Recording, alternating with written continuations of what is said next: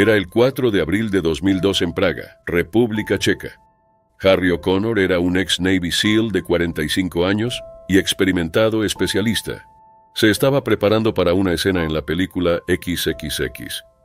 Su carrera, tanto en el ejército como en la industria del cine, lo había visto asumir numerosas tareas de alto riesgo. Harry O'Connor estaba realizando una escena de parapente para la película. La acrobacia requería que el paracaidista bajara por una línea hacia un submarino. La primera toma salió bien y fue capturada con éxito en cámara, pero el director Rob Cohen quería una segunda toma para asegurarse de tener la mejor toma posible. Esta decisión resultaría fatal para O'Connor. Cuando comenzó su segundo descenso, algo salió mal. No logró descender lo suficientemente rápido y chocó contra un pilar del puente Palaquí a alta velocidad. El impacto le rompió el cuello, matándolo al instante. Nacido el 28 de agosto de 1957 en Grand Rapids, Michigan, Harry O'Connor había sido un apasionado del paracaidismo desde los 15 años. Esta pasión lo llevó a unirse a la Marina, donde pasó 20 años como miembro de los Navy SEALs y del equipo de paracaidismo de la Marina, los Leapfrogs. Su distinguida carrera militar lo vio ascender al rango de Master Chief antes de retirarse. Tras dejar la Marina, O'Connor se mudó a California para seguir una carrera en Hollywood como especialista y coordinador aéreo. El trabajo de O'Connor en la industria del cine fue impresionante. Contribuyó en varias películas importantes, incluyendo Drop Zone, Titanic, Air Force One y Los Ángeles de Charlie. Su experiencia en paracaidismo y acrobacias lo convirtió en un activo valioso en cualquier set de filmación. A pesar de los riesgos inherentes a su profesión, el amor de O'Connor por la adrenalina de las acrobacias nunca se desvaneció. El día del accidente, el equipo de producción de XXX impuso un embargo sobre la información respecto al incidente. Esto fue probablemente debido a la naturaleza impactante del evento y la necesidad de investigar las circunstancias a fondo. La policía local inició una investigación para determinar si el accidente fue causado por un fallo técnico o una violación de los protocolos de seguridad. El director Rob Cohen comentó más tarde sobre el accidente, mostrando los riesgos que enfrentan los especialistas. Dijo: "Tuvimos 500 especialistas involucrados en esta película. 499 no sufrieron ningún rasguño. Esto muestra hasta dónde llegamos para ofrecer este tipo de experiencia intensa al espectador. Los especialistas saben que están en peligro. Se ganan la vida a través del peligro. La mayoría de las veces todo está bien. Desafortunadamente a veces no lo está". La grabación de la exitosa primera toma de O'Connor se incluyó en el corte final de la película XXX, sirviendo como un tributo a su habilidad y valentía. La película, protagonizada por Vin Diesel y Samuel L. Jackson, fue filmada principalmente en la República Checa y dirigida por Rob Cohen. La trama giraba en torno a un deportista profesional en deportes extremos que se convierte en agente de inteligencia del gobierno encargado de destruir una mafia rusa. Dejó atrás a su esposa Gemaline y 2 hijas, Hailey y Hannah.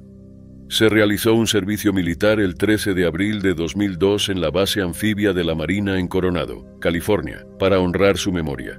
Se organizó un festival de paracaidismo honorario en Drop Zone en Perrys Valley, California, el 27 de abril de 2002, seguido de un evento de celebración de la vida. A los 25 años, Jackson Coe se había hecho un nombre como doble de riesgo extremo, conocido por su enfoque intrépido y su disposición a llevar los límites de las acrobacias al máximo. Coe publicaba con frecuencia impresionantes fotos y videos en su página de Instagram mostrando sus audaces hazañas. Estas publicaciones lo mostraban escalando rascacielos, haciendo saltos mortales desde botes y cornisas, o sentado casualmente en los bordes de altas estructuras con una actitud tranquila y una amplia sonrisa, cautivando a la audiencia con su audacia y habilidad. Por todas las indicaciones, Coe tenía un futuro prometedor. En julio de 2018 su vida dio un giro trágico. Oficiales de policía respondieron a una llamada al 911 sobre un hombre que no respiraba en el patio trasero de 160 Waverly Place, cerca de Grove Street. Al llegar, encontraron a Coe inconsciente. Una revisión adicional del cuerpo por parte de los oficiales reveló que tenía lesiones por una caída desde la cima del edificio.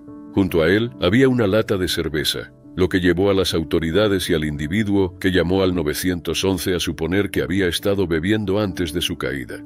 Minutos después de llegar, los respondientes evaluaron la situación y concluyeron que Coe había muerto, presumiblemente por las lesiones graves sufridas durante la caída.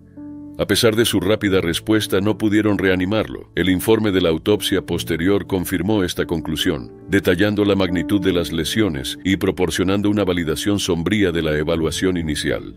La pérdida trágica impactó a quienes lo conocían, subrayando los peligros inherentes de sus atrevidas actividades. Después de la muerte, Grubhub, la empresa de servicio de entrega de alimentos para la que trabajaba, emitió un comunicado expresando su tristeza por la pérdida y extendiendo sus condolencias a su familia y amigos. Louis Cohn, amigo de Coe, también publicó un tributo en Instagram, reflexionando sobre sus recuerdos queridos y el profundo dolor por la pérdida. Hasta la fecha, las circunstancias exactas de la fatal caída de Jackson Coe permanecen inciertas, ya sea un accidente durante una acrobacia, un resbalón desde el techo o influenciado por el alcohol. A pesar de la incertidumbre, la policía no sospechó de juego sucio en el incidente. Realizaron una investigación exhaustiva y al no encontrar evidencia de actividad criminal, entregaron el cuerpo de Coe a su familia en duelo. Lo despidieron, honrando su espíritu aventurero y el legado intrépido que dejó atrás.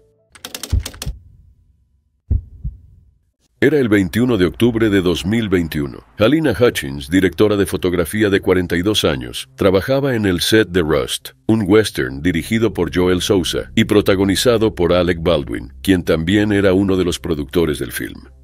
Halyna era una talentosa directora de fotografía, cuyo ojo y estilo visual le permitieron trabajar en varios sets. Se la consideraba capaz de manejar cualquier presión, posiblemente debido a su infancia.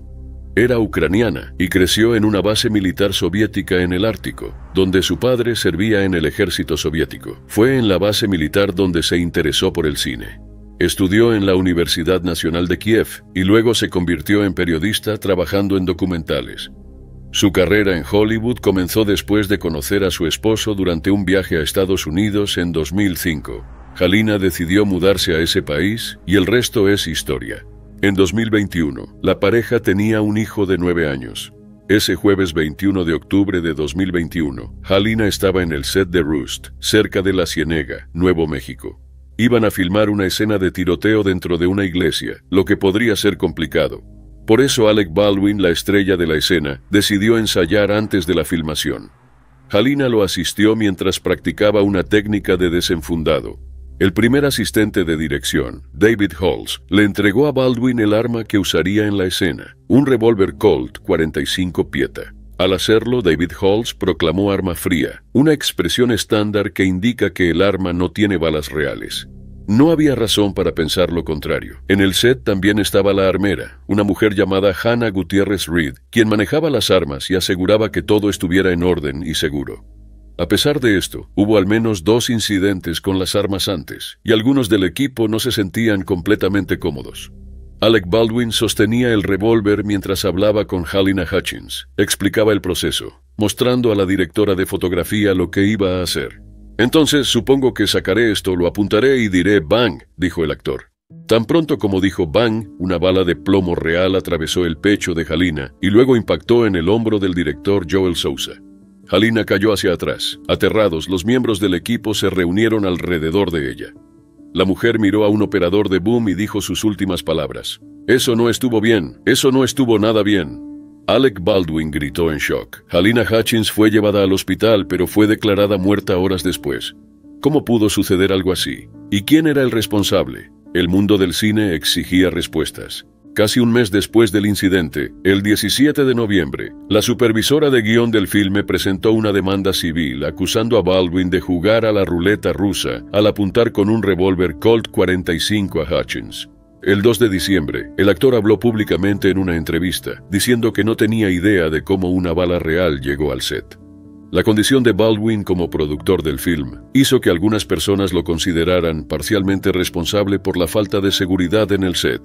La familia de Halyna presentó una demanda por homicidio culposo en febrero de 2022. Según la demanda, Halyna murió por el comportamiento imprudente y la reducción de costos de Baldwin y otros. La familia anunció que habían llegado a un acuerdo el 5 de octubre de 2022. En noviembre, Baldwin demandó a la armera del filme, Hannah Gutierrez Reed, así como a varios otros miembros del equipo por negligencia. El actor fue formalmente acusado de homicidio involuntario en enero de 2023, junto con la armera del film. Se declaró no culpable, y los cargos en su contra fueron desestimados en la primavera de 2023, solo para ser acusado de nuevo en enero de 2024. Se declaró nuevamente no culpable. La armera del filme, Hannah Gutierrez Reed, fue hallada culpable de homicidio involuntario y sentenciada a 18 meses de prisión en marzo de 2024. Alec Baldwin tiene programado su juicio para el 9 de julio de 2024. Era el 3 de noviembre de 1994, en un set de filmación en Los Ángeles, California. El elenco y el equipo de la película de comedia de terror Vampire in Brooklyn se preparaban para otro día de rodaje. Entre los muchos profesionales en el set estaba Sonja Davis, de 27 años. Sonja, quien hacía de doble para la actriz Angela Bassett, era una especialista experimentada con créditos en películas como Strange Days y Time Cop. Tenía la tarea de realizar una caída de 12 metros hacia atrás desde la parte superior de un edificio a un callejón. La acrobacia requería que ella cayera en un espacio estrecho entre edificios y aterrizara sobre un gran colchón de aire debajo. El colchón debía amortiguar su caída, asegurando su seguridad, pero Sonja expresó sus preocupaciones. ¿Estás seguro?, gritó al coordinador Alan Olney. Su madre Wanda Sapp y su hermano, que estaban mirando desde el set, podían sentir su inquietud. El colchón llenaba el callejón, y el director de fotografía Mark Irwin creía que no había forma de que ella lo fallara, a menos que algo saliera mal. El día de la acrobacia, Sonja había pasado por todos los pasos y estaba lista para ejecutar la caída. Cuando soltó y cayó hacia atrás, no se relajó como se le había indicado. En cambio, se impulsó demasiado, haciendo que su cabeza chocara contra la pared de ladrillo opuesta. Solo las puntas de sus pies tocaron el colchón y el resto de su cuerpo golpeó el pavimento. Sonja sufrió graves lesiones y fue llevada de urgencia al hospital. Sucumbió a sus lesiones 2 semanas después. El accidente fue presenciado por su madre y su hermano, quienes quedaron traumatizados por la horrible visión de la caída de Sonja. Su madre presentó una demanda por muerte por negligencia de $10 millones contra Paramount Pictures, la productora de Eddie Murphy, el director Wes Craven y el coordinador de acrobacias Alan Olney. La demanda alegó que Sonja había sido presionada para realizar la acrobacia a pesar de sus preocupaciones expresadas sobre su seguridad. Wanda Sapp recordó las últimas palabras de su hija, destacando el miedo y la duda que Sonja sintió antes de la fatal caída. El viaje de Sonja Davis en la industria de acrobacias comenzó a finales de los años 80 cuando el coordinador de acrobacias, Greg Elam, le presentó la profesión. En ese momento, Sonja trabajaba como instructora de aeróbicos y nutricionista. Rápidamente se enamoró de la adrenalina y las exigencias físicas del trabajo de acrobacias. Entrenó rigurosamente en la instalación de entrenamiento de acrobacias de Greg, en el centro sur de Los Ángeles, junto a sus hijos Susan, Kofi y Keontae. Como especialista afroamericana, destacaba en un campo donde la diversidad era limitada. Realizó una variedad de acrobacias, incluyendo caídas altas, peleas, acrobacias en motocicleta y automóvil, y rápidamente ganó reconocimiento por sus habilidades.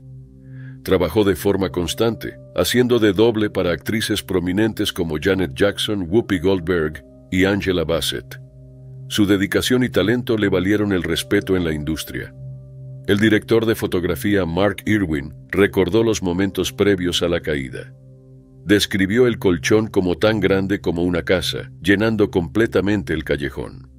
La primera noche había una ambulancia en el set, pero no estaba allí la segunda noche, porque el equipo creía que el colchón aseguraría la seguridad.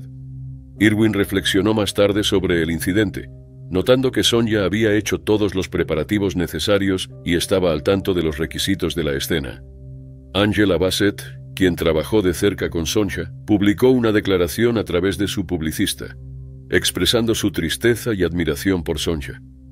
Era una artista dedicada, decía la declaración de Bassett. Su trabajo era extremadamente importante para ella. Era una mujer de Dios y la amo y extraño mucho. El 30 de marzo de 1993, Brandon Lee estaba filmando una de sus últimas escenas como Eric Draven, el personaje principal de The Crow. Con 28 años, Brandon era una estrella en ascenso y heredero de un gran legado. Era el hijo del legendario actor Bruce Lee. Había heredado no solo la destreza en artes marciales de su padre, sino también su presencia en pantalla. The Crow, un oscuro thriller sobrenatural, debía ser su papel de consagración, la película que lo lanzaría al estrellato, pero el destino tenía un plan diferente y trágico. Esa noche, Brandon se preparaba para filmar una escena en la que su personaje, Eric Draven, es brutalmente asesinado por una pandilla de matones. La escena era intensa, exigente y llena de emoción. La noche anterior, mientras hablaba por teléfono con su madre, Brandon le dijo que estaba feliz de filmar su última escena que involucraba armas. Estaba listo para algo nuevo y esperaba con ansias su próximo proyecto.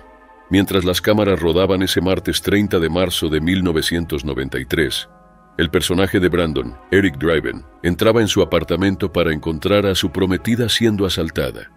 Un matón interpretado por Michael Massee apuntó con un revólver Smith & Wesson modelo 629.44 Magnum a Brandon y apretó el gatillo, tal como debía ir la escena. El arma había sido cargada con cartuchos de fogueo, cartuchos reales con el polvo removido, dejando el fulminante intacto. Estaban diseñados para parecer reales en cámara sin representar un peligro, pero el equipo había pasado por alto un paso crítico: remover el fulminante. Durante una escena anterior, uno de estos cartuchos fue disparado, y aunque no tenía carga de pólvora, la energía del fulminante fue suficiente para alojar la bala parcialmente en el cañón, creando una carga peligrosa. Para la escena fatal, los cartuchos de fogueo fueron reemplazados por salvas, que están diseñadas para producir el sonido y el destello de un disparo sin proyectil. Pero la bala alojada seguía en el cañón, inadvertida por el equipo. Para cuando el equipo comenzó a filmar, el armero de la película ya se había ido, pensando que todo estaba en orden, pero no era así. Cuando Massee disparó la salva, la fuerza propulsó la bala alojada hacia adelante, golpeando a Brandon en el abdomen con casi la misma fuerza que una bala real. La bala atravesó a Brandon. No hubo sangre visible cuando cayó. De hecho, cuando el director gritó "corte" y Brandon permaneció en el suelo, todos asumieron que estaba haciendo una broma. Era conocido por su sentido del humor, así que una broma no era descabellada, pero permaneció en el suelo, inmóvil. Jeff Imada, un compañero actor y amigo, corrió a revisarlo y rápidamente se dio cuenta de que algo estaba terriblemente mal. Brandon Lee estaba inconsciente y luchando por respirar. Llamaron a un médico. Al principio, el hombre sacudió a Brandon pensando que tal vez el actor se había golpeado la cabeza al caer. Nuevamente no había sangrado visible y su pulso era regular, al menos al principio. Pero en cuestión de minutos, su pulso se ralentizó y luego se detuvo. El hombre fue llevado al Centro Médico Regional New Hanover. Después de 6 horas de cirugía, Brandon Lee murió en las primeras horas del miércoles, 31 de marzo de 1993. El tiroteo fue declarado un accidente debido a negligencia. Brandon fue enterrado junto a su padre en el cementerio Lakeview en Seattle, Washington. A raíz de la tragedia, su madre, Linda Lee Cadwell, presentó una demanda contra los cineastas, alegando negligencia. La demanda se resolvió fuera de los tribunales. The Crow finalmente se estrenó y ahora se considera un clásico de culto, con una devota base de fanáticos. Era octubre de 2011 en Bulgaria. Kun Liu, un especialista chino de 26 años, estaba en el set de la película de acción Los Indestructibles 2. Había trabajado en la industria del cine durante varios años y era respetado por sus colegas. En este día, Kun realizaba una acrobacia que involucraba una explosión mientras estaba en una lancha inflable cerca del embalse de Ognianovo. La acrobacia debía ser una explosión controlada, un procedimiento estándar en películas de acción. Kun Liu y otro especialista estaban involucrados en la escena. Se planeaba que la explosión fuera significativa pero segura, añadiendo un efecto dramático a la película. Mientras las cámaras grababan, ocurrió la explosión, pero en lugar de la explosión controlada que se esperaba, esta fue mucho más grande y poderosa. La explosión tuvo consecuencias catastróficas. Kun Liu resultó gravemente herido por la explosión. La fuerza de la explosión le causó heridas fatales, y Kun murió en el lugar. El otro especialista involucrado en la escena también resultó seriamente herido, pero logró sobrevivir. Sus padres Liu Song-yu y Bai Yan-mei estaban inconsolables. Su hijo les había sido arrebatado en un trágico accidente que podría haberse evitado. La familia decidió tomar acciones legales contra los productores de la película Millennium Films y el coordinador de acrobacias Chad Stahelski. En 2012, los padres de Kun Liu presentaron una demanda por muerte injusta.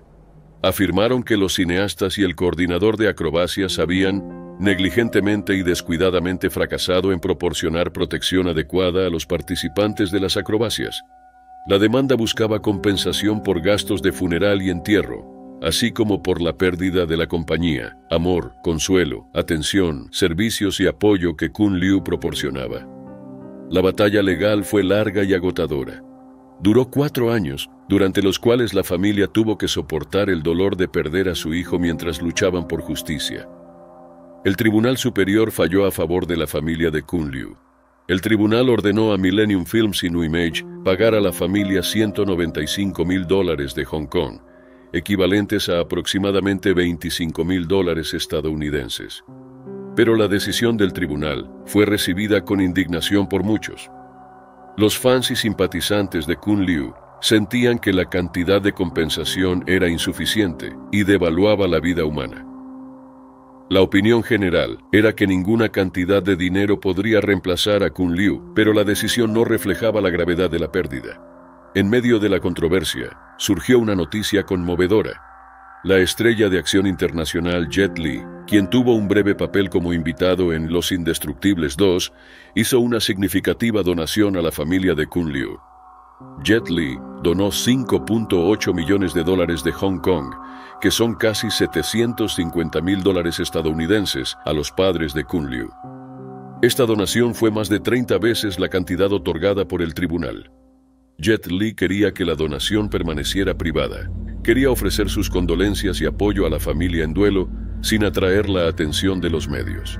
Pero la noticia de su donación se hizo pública, y muchos elogiaron a Jet Li por su amabilidad y compasión. Liu Song-yu y Bai Yan-mei expresaron su gratitud por la generosa donación de Jet Li. Si bien ninguna cantidad de dinero podría traer de vuelta a su hijo, el apoyo de Jet Li brindó algo de consuelo en su difícil momento. La película Los Indestructibles 2, que contaba con un elenco estelar que incluía a Sylvester Stallone, Bruce Willis, Arnold Schwarzenegger y Jet Li, se estrenó en 2012. A pesar de la tragedia que ocurrió durante su producción, fue un éxito comercial. Tras la muerte de Kun Liu, la industria cinematográfica continuó reevaluando los protocolos de seguridad para prevenir que tales accidentes volvieran a ocurrir. El caso también se convirtió en un recordatorio de la necesidad de compensación y apoyo adecuados para las familias de quienes pierden la vida en trabajos riesgosos. Cuando era niño, Alex Harville desarrolló un amor por las motos al sentarse en el frente de la moto de su papá. Su pasión por las motocicletas creció mientras veía al legendario doble Evel Knievel hacer emocionantes trucos en la televisión. Alex perfeccionó sus habilidades durante su adolescencia y adultez, practicando su oficio junto a otros entusiastas y compitiendo en competiciones locales. Su dedicación y entusiasmo por las acrobacias en moto fueron el motor detrás de su búsqueda de la excelencia en el campo. A los 28 años, Alex Harville ya se había hecho un nombre como piloto de motocross profesional y doble de acción. En 2013, estableció su primer récord Guinness, realizando el salto más largo de rampa de tierra a tierra en el Horn Rapids Motorsports Complex, en West Richland, Washington. Para este récord, voló con su moto una distancia de 90 metros, casi el mismo largo que un campo de fútbol americano. Pero él rara vez se ganaba la vida con su pasión a pesar de llevar al límite lo posible. Para llegar a fin de mes y cuidar a su esposa y 2 hijos, trabajaba de día en una granja en Otelo. A pesar de las escasas recompensas económicas, mantuvo su pasión por su oficio y continuó esforzándose por más récords. Ni siquiera un accidente importante en 2017, que resultó en un talón roto durante un salto de rampa a rampa en el Talladega Superspeedway, lo disuadió de perseguir su pasión. Lamentablemente, la tragedia llegó en 2021 cuando Alex intentó romper el récord de distancia para el salto en moto más largo, establecido en 106 metros por Robbie Madison en marzo de 2018. El lugar fue el Moses Lake Air Show, celebrado en el Grand County International Airport en Washington, donde se esperaban miles de personas. Durante el calentamiento para el salto principal, Alex estrelló su Suzuki 450 en el borde superior de la rampa de aterrizaje mientras conducía a máxima velocidad. El impacto lo expulsó de su moto y lo lanzó 6 metros en el aire antes de caer al suelo, sufriendo múltiples heridas en todo el cuerpo. Un técnico médico de emergencia en el lugar llegó a Alex y comenzó a administrarle tratamientos iniciales. Pronto llegó una ambulancia y lo llevó a un hospital cercano, pero las lesiones que sufrió fueron demasiado graves y murió en el camino. Días después, el informe de la autopsia publicado por la oficina del forense reveló que Alex sufrió un trauma contundente en el torso, lo que provocó su muerte. El informe también indicó que el impacto del manillar de la moto fue la causa probable de las lesiones fatales. Para honrarlo, se retiraron los videos del accidente que habían llegado a Internet, dejando solo fotos para fines de noticias. Madison, cuyo récord Alex intentó romper, publicó un comunicado sobre el incidente, diciendo que la noticia lo destrozó y que su corazón estaba roto por la familia de Alex. También llegaron más condolencias de otros entusiastas y la compañía Guinness World Records. El 30 de junio de ese año, se realizó un homenaje público a Alex en su ciudad natal, Ephrata, Washington. Luego se abrió una recaudación de fondos en GoFundMe para apoyar a la familia que dejó, recaudando más de $42,000 en días. En un giro sorprendente de los acontecimientos, Alex logró una última victoria póstuma. En 2012, había saltado 129 metros en Toes MX Park en Royal City, Washington. Un salto que debería haber contado como el salto de moto más largo de rampa a tierra. Después de su muerte, su madre, Debbie Chamberlain, solicitó la certificación de Guinness World Records para honrar su memoria. En agosto de 2022, Guinness World Records aprobó y reconoció su increíble hazaña, consolidando el legado de Alex en las acrobacias. El 24 de septiembre de 2007, Conway Wycliffe, un técnico de efectos especiales nacido en Nueva Zelanda, trabajaba en el set de The Dark Knight de Christopher Nolan. Conway, de 41 años, tenía una carrera impresionante, habiendo trabajado en éxitos de gran presupuesto como Batman Begins, Children of Men y Casino Royale. Su pasión por su oficio lo había llevado por todo el mundo para trabajar en algunos de los mayores éxitos cinematográficos de su tiempo, y ahora se encontraba en Chertsey, Surrey, listo para contribuir a lo que se convertiría en una de las películas más populares de finales de los años 2000. Ese día, Conway estaba asomado por la ventana de un Nissan 4WD, mirando hacia atrás para capturar la toma perfecta del coche de acrobacia. El vehículo en el que se encontraba era conducido por un hombre llamado Bruce Monroe Armstrong. El plan era simple: filmar el Batmóvil mientras se desplazaba paralelo a su propio vehículo, capturando la intensidad y epicidad del momento. A medida que se acercaban a una curva, la situación tomó un giro trágico. El Nissan se desvió ligeramente, golpeando un banco antes de chocar contra un árbol. El impacto fue a una velocidad de unos 30 km por hora, lo suficientemente severo como para causar daños catastróficos. Conway no tenía el cinturón de seguridad puesto. Su cabeza estaba colgando por la ventana abierta en el momento del impacto. Como resultado, quedó aplastada entre el árbol y el coche. Sus heridas fueron fatales. El compañero de equipo Ian Mitchell observó horrorizado cómo el 4WD no logró girar hacia el camino de servicio y en su lugar se adentró en el césped, golpeando finalmente el árbol. Se apresuró a encontrar a Conway en un estado crítico y se hicieron llamados inmediatos a un médico, resonando por todo el set. A pesar de sus esfuerzos, fue declarado muerto en el lugar. Christopher Corbould, el supervisor de efectos especiales, enfrentó escrutinio por el incidente, pero un tribunal finalmente dictó que la muerte de Conway fue un accidente. En memoria de Conway Wycliffe, los créditos finales de The Dark Knight dicen: en memoria de nuestros amigos Heath Ledger y Conway Wycliffe, un recordatorio conmovedor de la frágil línea entre la vida y el arte. Era 14 de agosto de 2017 en Vancouver, Columbia Británica. Sequana Joy Harris, una piloto de motociclismo profesional de 40 años, estaba en el set de Deadpool 2. Harris realizaba una acrobacia en motocicleta como doble del personaje Domino, interpretado por Zazie Beetz. Era la primera vez que Harris trabajaba como especialista. Joy Harris era conocida por su habilidad y valentía en el circuito de motociclismo. Fue la primera mujer afroamericana en obtener licencia como piloto de motociclismo. Comenzó a montar motocicletas en 2009 y comenzó a competir profesionalmente en 2014. Nunca había realizado acrobacias en una película antes. La transición de las carreras al trabajo de acrobacias es común. Ese día a Harris se le asignó una acrobacia que involucraba montar una Ducati Hyperstrada 939. Había practicado la acrobacia varias veces antes de la filmación, aumentando gradualmente la velocidad para igualar la velocidad total requerida para la escena, que era entre 20 y 25 kilómetros por hora. Se suponía que Harris debía descender por una serie de rampas y detenerse de manera controlada. Sin embargo, al hacer la transición a la rampa, perdió el control de la motocicleta. Según el Servicio de Patología de Columbia Británica, Harris aceleró en lugar de detenerse como estaba planeado. La motocicleta continuó por la segunda rampa, se elevó en el aire y chocó contra la ventana de un edificio.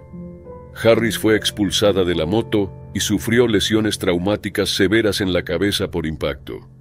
No llevaba casco en ese momento, lo que contribuyó a la gravedad de sus lesiones. Pero Joy Harris fue declarada muerta poco después del accidente. La investigación del incidente reveló varios errores de seguridad.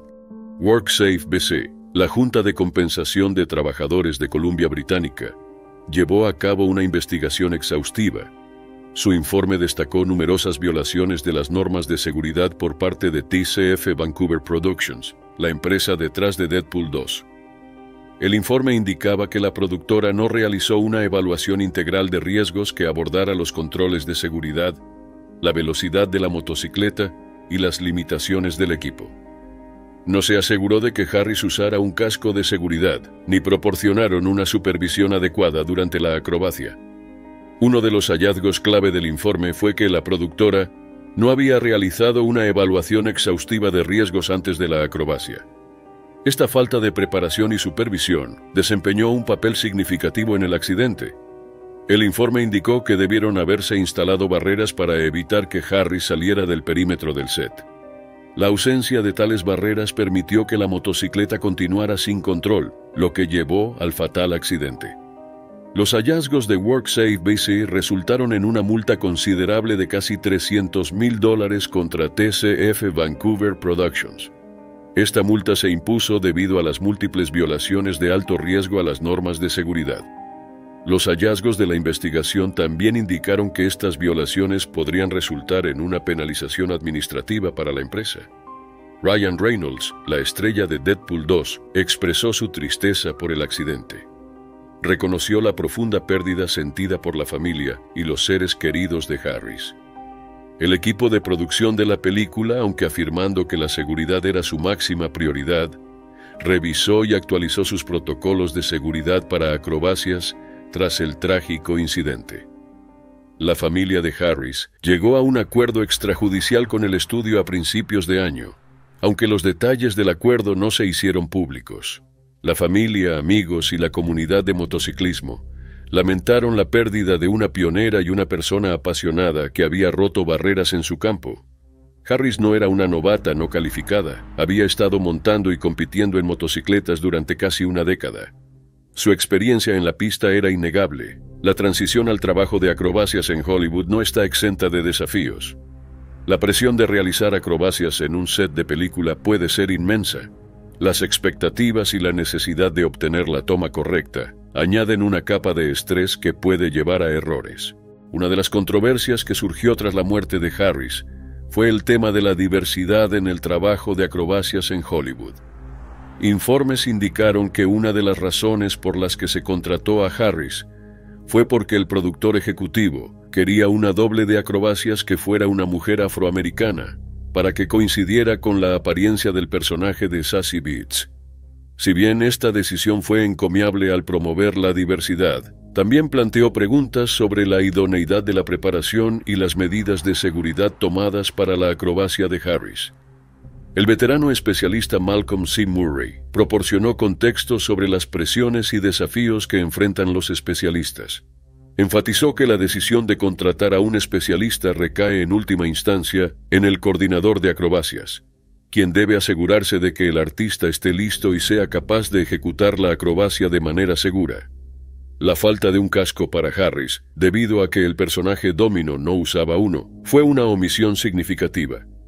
Se podrían haber utilizado cascos hechos a medida con pelucas para mantener la continuidad del personaje mientras se aseguraba la seguridad del artista. A los 26 años, Wu Yongning saltó a la fama en las redes sociales chinas por sus acrobacias temerarias en rascacielos, ganándose el apodo de Superman chino. Se le considera uno de los pioneros del movimiento de escalada de techos en China, cautivando al público con sus audaces hazañas en gran altura.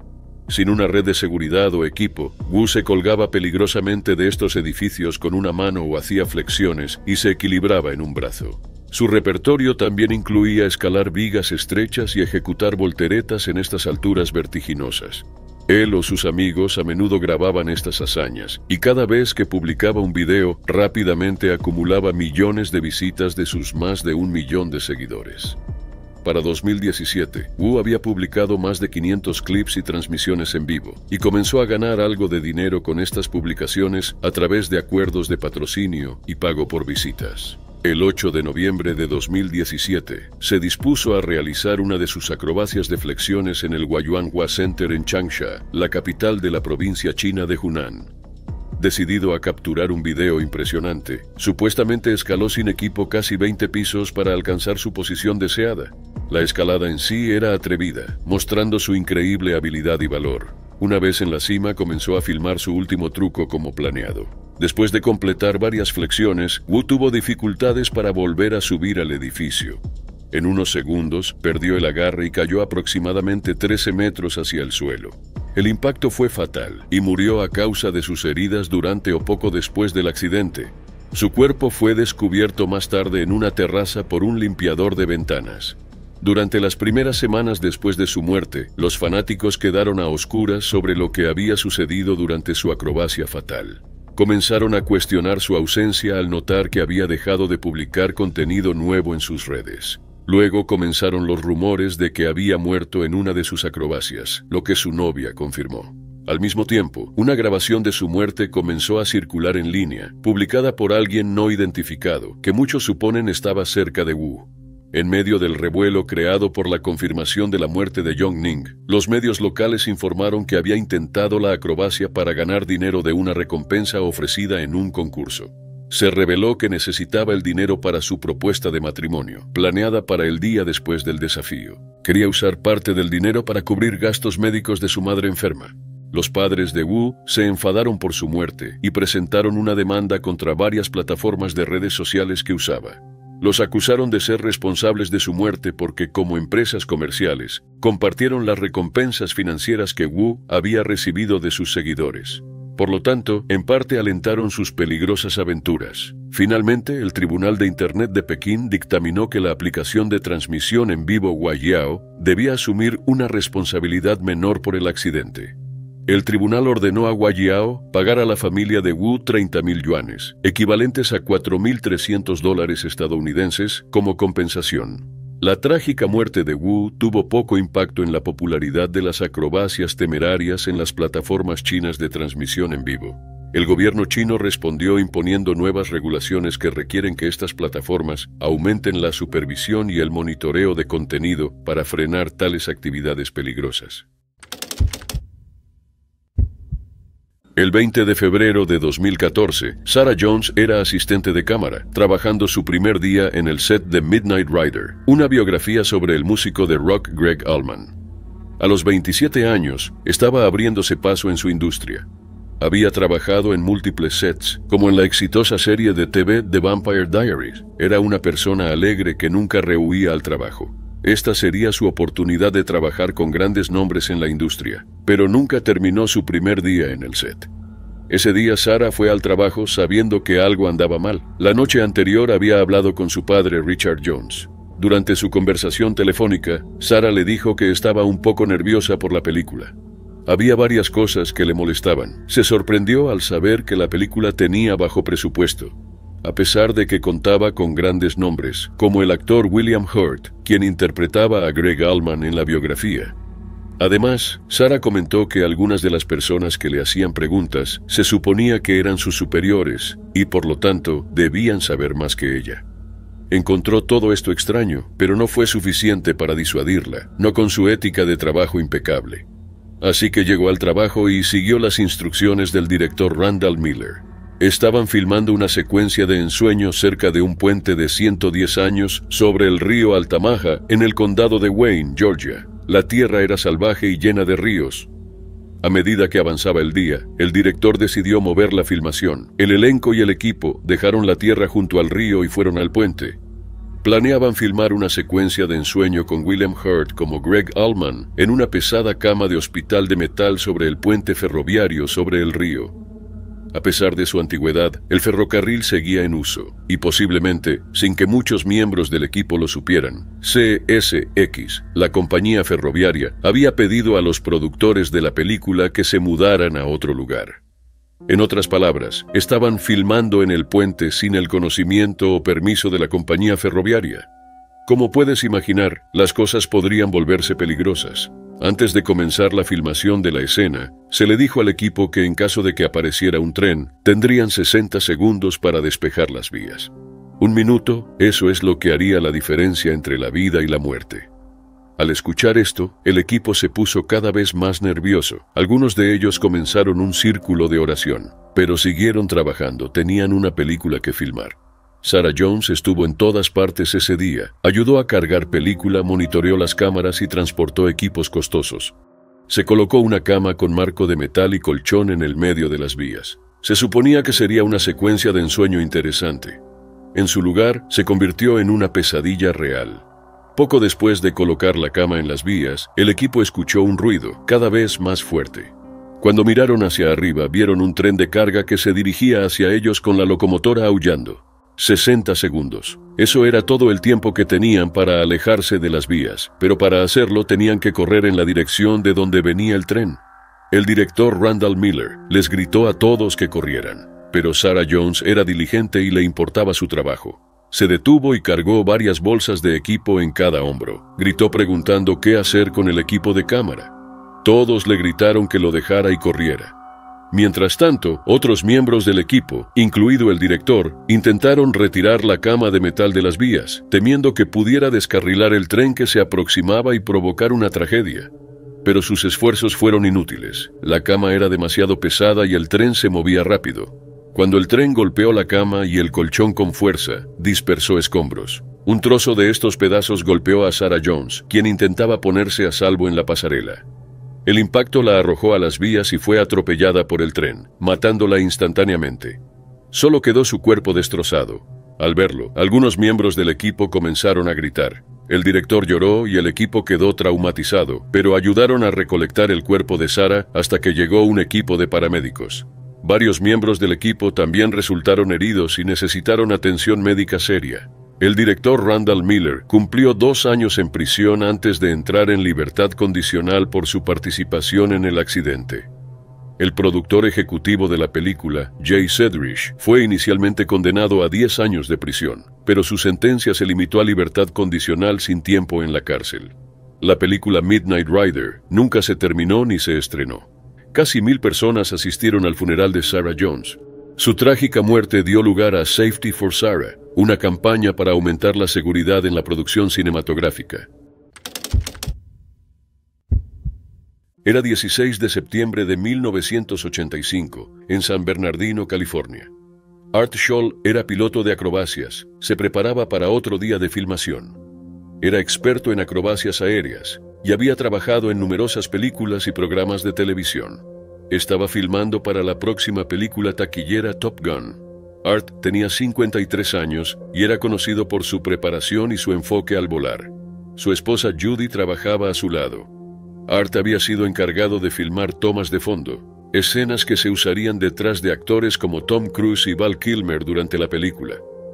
La acrobacia que necesitaba realizar era un giro invertido, una maniobra que había enseñado a cientos de estudiantes a lo largo de su carrera de 18 años como instructor de aviación. Art y Judy salieron de su casa y se dirigieron a la base aérea Edwards, al norte de Los Ángeles. Después de completar algunas filmaciones sobre tierra, Almorzaron juntos antes de que Art cambiara de avión y volara al aeropuerto Palomar en Carlsbad. Allí se reunió con el equipo de cámara y se preparó para la filmación sobre el Océano Pacífico. El día estaba despejado y todo parecía ir según lo planeado. Art se comunicaba con el avión observador que volaba detrás de él, asegurándose de mantener una distancia segura para evitar ser capturados en la toma. Radio comunicó que estaba comenzando el giro invertido. Cuando Art comenzó la maniobra, volvió a comunicar: «Tengo un problema». Apenas unos segundos después agregó: «Tengo un problema real». El avión observador perdió de vista la aeronave de Art. Cuando llegaron al área, solo encontraron escombros y aceite flotando en el agua. El avión de Art había desaparecido en el océano y él no estaba en ningún lugar. De regreso en el aeropuerto Rialto, Judy esperaba el regreso de Art. Cuando el avión observador aterrizó sin Art, supo que algo estaba terriblemente mal. El equipo confirmó sus peores temores: Art no volvería a casa. El avión de Art estaba equipado con un paracaídas y un chaleco salvavidas, y el avión observador también tenía chalecos salvavidas y una balsa salvavidas. A pesar de esto, ni Art ni su avión fueron recuperados. El accidente ocurrió a unas 5 millas de la costa cerca de Carlsbad, en aguas profundas, haciendo que los esfuerzos de recuperación fueran casi imposibles. La Junta Nacional de Seguridad en el Transporte llevó a cabo una investigación y concluyó que la desorientación espacial podría haber sido la causa. Sin el avión ni dispositivos de grabación, la causa exacta sigue siendo un misterio. Judy especuló que una falla de control, un atasco de cámara o incluso desorientación podrían haber llevado al accidente. Él no era solo un piloto, era un showman y un educador. Su amor por la aviación era contagioso y lo compartía con todos a su alrededor. Realizaba espectáculos aéreos, enseñó a estudiantes y contribuyó a la industria del cine. Su trabajo en Top Gun se suponía que sería otra pluma en su gorra, pero se convirtió en el capítulo final de su vida. Judy Scholl también era piloto, continuó volando y permaneció involucrada en la comunidad de aviación. Recordó a Art como un piloto consciente de la seguridad que amaba su trabajo. No tomó acciones legales contra los productores de Top Gun, creyendo que no había nadie a quien culpar. La muerte de Art dejó un vacío significativo en la vida de Judy y en la de sus 2 hijos de un matrimonio anterior, David y John. Continuó dirigiendo su negocio de aviación y se mantuvo conectada a la industria del cine, proporcionando maquetas de aviones a los estudios. Las contribuciones de Art Scholl a la aviación y al cine son recordadas por muchos. Sus últimas palabras: «Tengo un problema real», reflejan la incertidumbre y el peligro que conlleva volar acrobacias. El misterio de su accidente sigue sin resolverse, pero su legado vive en las películas en las que trabajó y en los estudiantes que enseñó. El estreno de Top Gun, Maverick, trajo de vuelta recuerdos de Art para Judy. Ella creía que él se habría emocionado al ver la nueva película y los avances en fotografía aérea. Continuó abrazando el mundo de la aviación, un regalo que Art le había dado. La notable habilidad atlética y la personalidad carismática de John Bernecker lo convirtieron en la opción ideal para su trabajo soñado como doble de acción en cine y televisión. Rápidamente tuvo éxito en la industria, participando en al menos 90 películas y programas de televisión. Su impresionante currículum incluyó títulos notables como Jonah Hex, Green Lantern, la franquicia de The Hunger Games, Logan y The Fate of the Furious, donde sus habilidades excepcionales y dedicación le valieron reconocimiento y respeto generalizado. Trágicamente, mientras trabajaba en el set de The Walking Dead en julio de 2017, John sufrió un accidente fatal. Cayó 9 metros a un piso de concreto, mientras ensayaba una escena de pelea con un actor. Se suponía que la escena concluiría con una caída rutinaria desde un balcón, pero Bernecker perdió el equilibrio y se desvió del colchón de seguridad por unos centímetros, cayendo sobre su cabeza y cuello y quedando inconsciente. Inicialmente esperaban salvar a John, pero 2 días después de ser llevado al hospital, fue declarado con muerte cerebral y retirado del soporte vital. Dado que sus otros órganos eran viables, su familia eligió donarlos a través de LifeLink de Georgia, una organización sin fines de lucro que ayuda a recuperar órganos y tejidos para trasplantes. La muerte de John, la primera fatalidad relacionada con acrobacias en Estados Unidos en más de 17 años, atrajo una atención mediática significativa. Planteó preguntas sobre los estándares de seguridad en el set de The Walking Dead, lo que llevó a muchos a especular si su trágico accidente podría haberse evitado. En respuesta, AMC, los creadores del programa, emitieron un comunicado confirmando que habían cumplido con los estándares de la industria para la seguridad de acrobacias durante la producción de varias temporadas. También afirmaron que la muerte de John fue un accidente desafortunado y aislado, pero los padres de John no estaban satisfechos con la explicación de la compañía. Creían que la producción no había proporcionado un entorno de trabajo seguro para su hijo y otros dobles de acción. También argumentaron que el accidente podría haberse evitado si el programa hubiera seguido estrictamente las pautas de seguridad establecidas y tomado precauciones adicionales para proteger a su elenco y equipo. Después de varios intercambios en los medios, contrataron a un abogado para explorar una demanda civil contra AMC y las empresas de producción que filmaban The Walking Dead. El 18 de enero se inició la demanda con su abogado pidiendo al tribunal daños por un total de entre 40 y 100 millones de dólares. También solicitaron que el jurado considerara daños punitivos como disuasión para otras empresas de producción. El juicio de 6 semanas en diciembre de 2019 vio al abogado de los padres de John argumentar que la acrobacia podría haber salido mal de numerosas maneras, pero había una falta de planificación para abordar problemas potenciales. Afirmó que las prácticas de seguridad se comprometieron debido a preocupaciones financieras y de programación en las empresas de producción. Mientras tanto, los abogados de AMG argumentaron que los coordinadores de acrobacias no podían haber previsto que John se desvió del centro del colchón de seguridad por 9 pies. Sostuvieron que había un equipo de personas dentro y fuera del set para garantizar la seguridad y que se había contactado a un consultor externo, lo que demostraba el compromiso de AMC con la seguridad.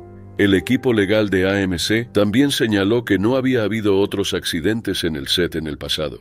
Mencionaron el historial de John de ser consciente de la seguridad, enfatizando que no se habría puesto en peligro consciente o voluntariamente. Después del juicio, las empresas de producción, excepto AMC, fueron consideradas negligentes en la muerte de John. Se les ordenó pagar 8,6 millones de dólares en compensación a la familia de John. Pero esta victoria fue breve. Un tribunal de apelaciones dictaminó más tarde que la ley de compensación de trabajadores prohibía las reclamaciones civiles presentadas por los padres de John y anuló el veredicto anterior.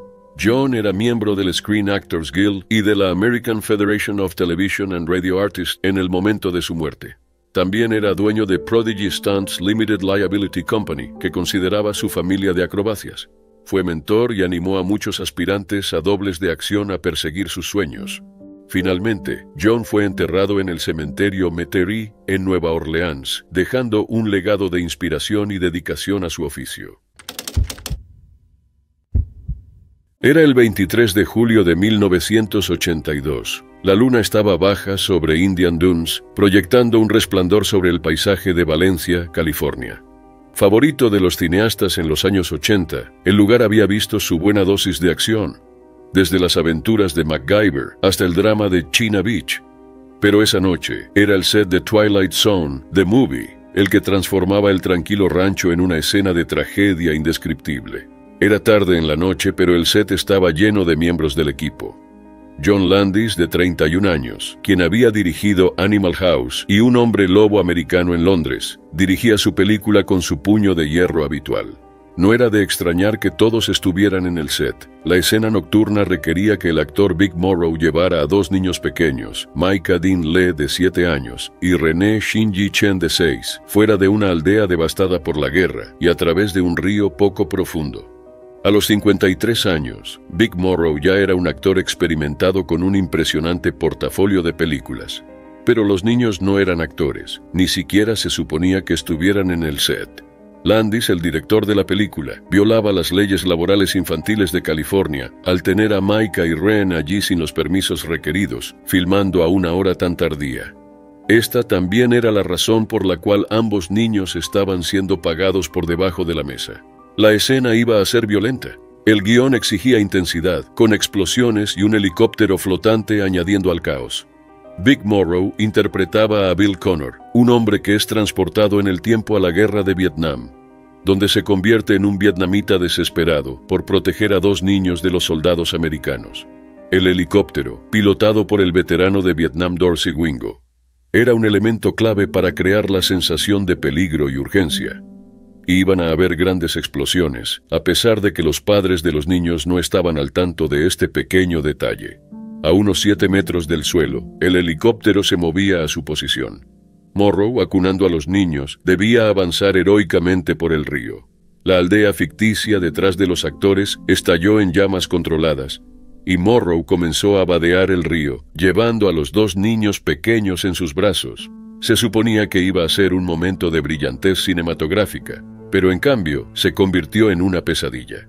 Mientras Wingo maniobraba el helicóptero, un gran efecto de mortero detonó abajo, enviando escombros y una tapa de metal hacia el rotor de cola.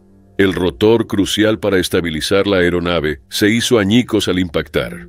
El piloto estaba aterrorizado, pero era nuevo en el negocio y no quería interrumpir la filmación. Apenas se movió mientras el helicóptero comenzaba a girar sin control. Vic Morrow supuestamente creía que iba a morir en un accidente de helicóptero. Abajo, el actor acababa de soltar a Renee. Micah aún estaba en sus brazos cuando el helicóptero fuera de control se precipitó hacia ellos. Las palas del rotor principal golpearon a Morrow y a Micah, cortándolos. Renee fue aplastada por el patín derecho del helicóptero. En un instante, todas las vidas se extinguieron. El caos y el ruido del set fueron reemplazados por un silencio inquietante, mientras la realidad de lo sucedido se asentaba sobre el atónito equipo.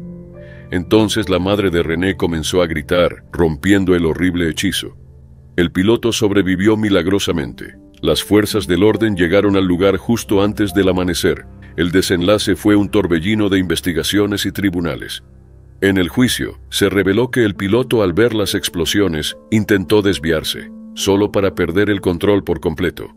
El gerente de producción, Dan Allingham, había sentido el peligro y pidió un descanso. Pero el director John Landis insistió en que el helicóptero descendiera más y más.